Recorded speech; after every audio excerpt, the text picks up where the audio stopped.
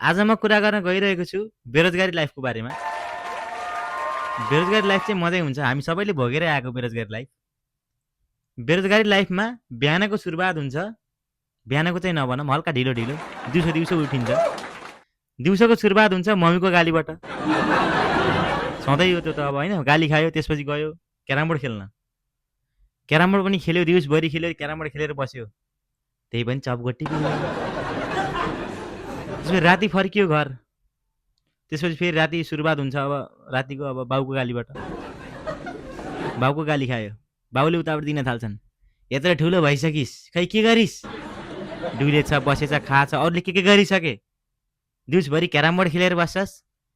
त्यही पनि चपगट्टी पिलाउँदैनस्। मेरो इज्जतको के बाबु? तर जे नै भने पनि बेरोजगारी लाइफमा चाहिँ मजै हुन्छ कि। जिन्दगी बेरोजगारी लाइफको जस्तो जिन्दगी त आहा।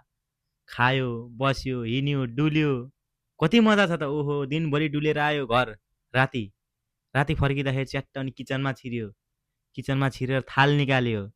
त्यसपछि फेरि मम्मीको गाली खायो। कति मजा छ त। अनि तास खेल्न गयो। तास खेल्न जाँदाखेरि अब म्यारिज खेल्यो, कहिल्यै माल पर्दैन।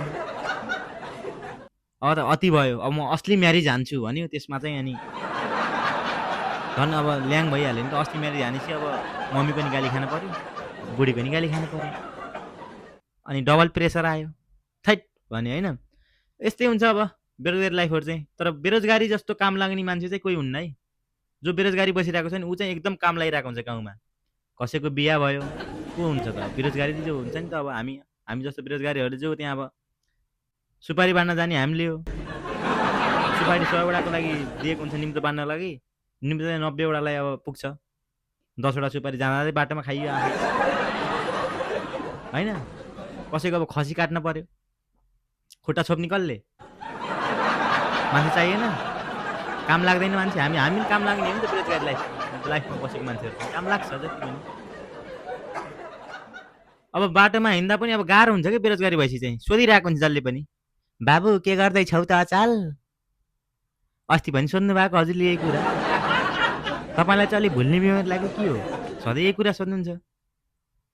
अनि हामी अब कतै अब बेरोजगारी मान्छेहरू चाहिँ अब कतै अब हुन्छ नि बिहा सियामा फ्यामिलीसँग बिहामा गयो भने त ओहो हो सब इष्टमित्रहरू त्यहीँ भइरहेको हुन्छ कि सबैजना। अनि बिचरा आमा बाबुलाई झन् ल्याङ। आमा बाबुलाई सोधिरहेको हुन्छ सबले, छोरोले के गर्दैछ त?